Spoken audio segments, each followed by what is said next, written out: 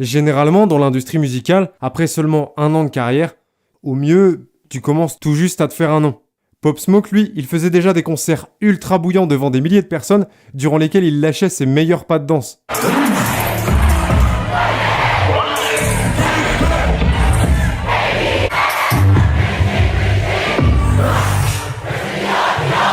Ouais, il était beaucoup trop fort.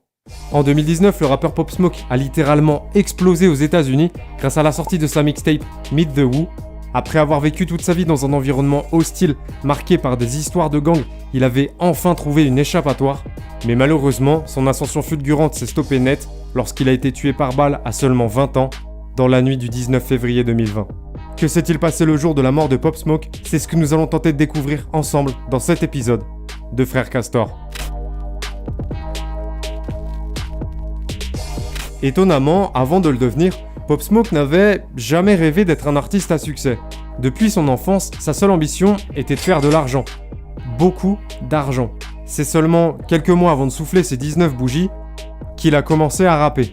Et un jour, alors qu'il accompagne son pote Jay Guapo en studio, ce dernier s'endort parce qu'il a trop fumé. Du coup, Pop Smoke décide d'essayer d'enregistrer son premier titre. Il trouve une instrumentale par hasard sur YouTube et se lance. Quand la session studio se termine, il est plutôt satisfait du résultat. Mais bon, généralement les rappeurs quand ils sortent le premier morceau de leur carrière, il se passe pas grand chose. 200 vues en 2 semaines, qu'est-ce qu'on fait avec ça? Parce qu'en fait, il y a trop de vues, ça a bugué YouTube. On dit tout. Sauf que Pop Smoke, lui, lorsqu'il sort son premier titre, Money Power Respect, le 19 décembre 2018, le succès est instantané.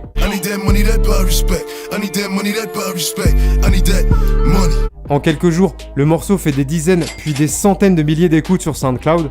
Les mois suivants, il enchaîne et balance 2 autres titres qui eux aussi cartonnent. Et très rapidement, il signe chez les labels Victor Worldwide et Republic Records.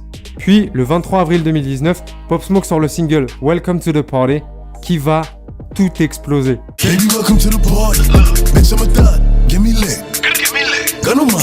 Un titre qu'il a enregistré chez lui en 30 minutes en suivant la même recette, une instrumentale trouvée par hasard sur YouTube, rien d'écrit au préalable, et il se laisse porter par son inspiration du moment.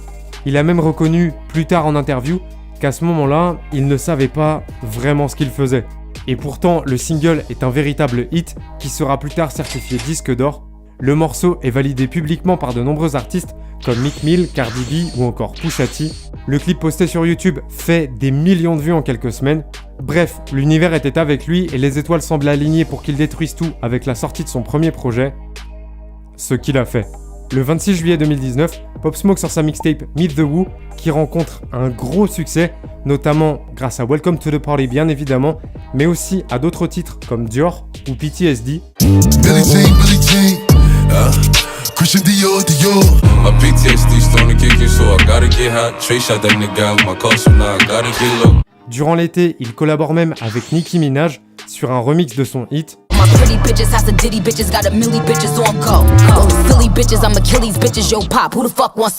Une sacrée perf pour un artiste qui, rappelons-le, a démarré sa carrière il y a moins d'1 an. Pop Smoke, lui, avait l'impression d'être dans un film et il a continué à enchaîner les réussites. Les mois suivants, il a eu l'opportunité de rencontrer et de collaborer avec plusieurs artistes comme 50 Cent ou Travis Scott pour ne citer que. Il a également fait ses premiers pas sur scène aux États-Unis et en Europe. Et le 7 février 2020, lorsqu'il sort sa mixtape Meet the Woo Volume 2, il semblait inarrêtable. Dès la première semaine, le projet s'empare de la 7ème place du top album américain, notamment grâce aux titres War, Christopher Walking et Element. Send the addy, we gon' slide. Air it out when we arrive. I might just hit it raw, hold on. That's on my element. I like dark skins, love a melanin. Pop Smoke donnait l'impression de réussir tout ce qu'il entreprenait et d'avoir encore beaucoup de potentiel inexploité.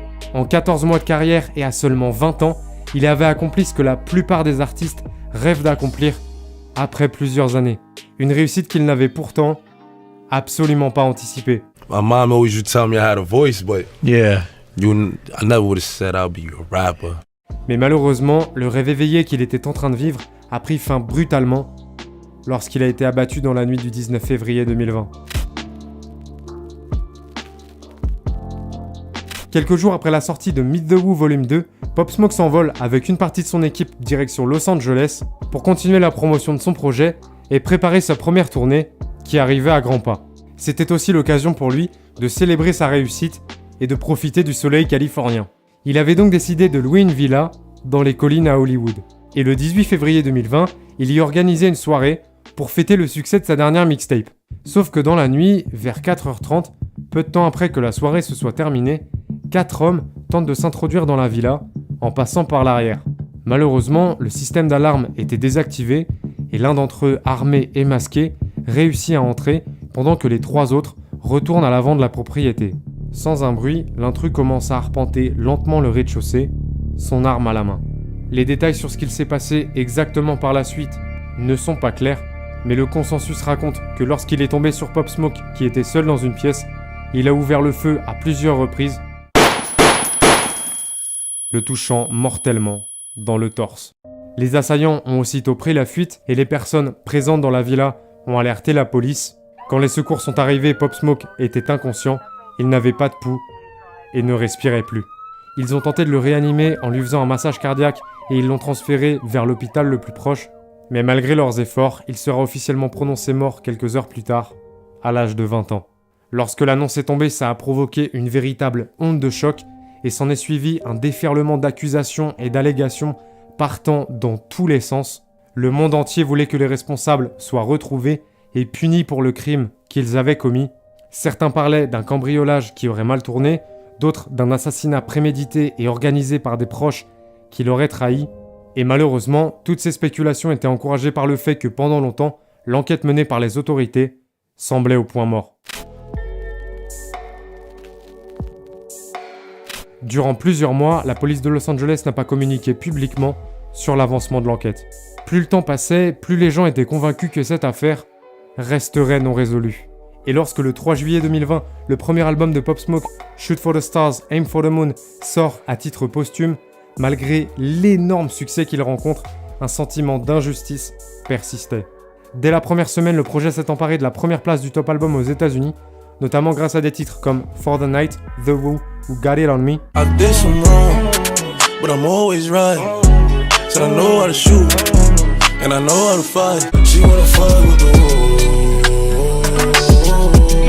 Wish that for me, yeah, I don't cry no more. I don't look to the sky no more, cause I got it on me. Mais pour beaucoup, cette réussite avait un goût amer.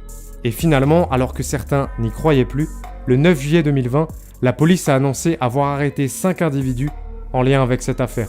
3 majeurs et 2 mineurs affiliés à un gang de Los Angeles qui, quelques jours plus tard, ont été inculpés pour le meurtre de Pop Smoke. Au moment où je tourne cette vidéo, l'enquête est toujours en cours. Les autorités, elles, considèrent qu'il s'agirait bien d'un cambriolage qui aurait mal tourné, même si au début, les enquêteurs semblaient écarter cette piste. Les suspects auraient ciblé Pop Smoke après avoir vu sur ses réseaux sociaux et ceux de son entourage les jours précédant le drame des publications révélant la localisation de la villa qu'il louait. Une hypothèse qui ne paraît pas surprenante quand on sait que le nombre de cambriolages violents en Californie explose ces dernières années, particulièrement dans les quartiers où résident les célébrités. Dans tous les cas, cet événement tragique a beaucoup marqué la communauté hip-hop qui voyait en Pop Smoke un avenir prodigieux.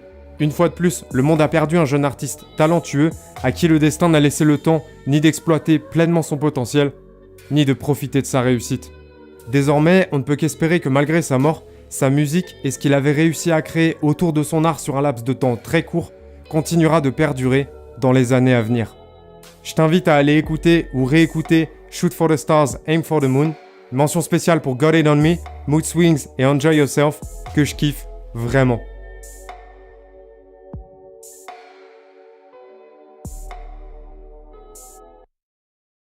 Si tu as apprécié cette vidéo et que tu veux que j'en fasse d'autres, tu le sais, lâche un gros pouce bleu.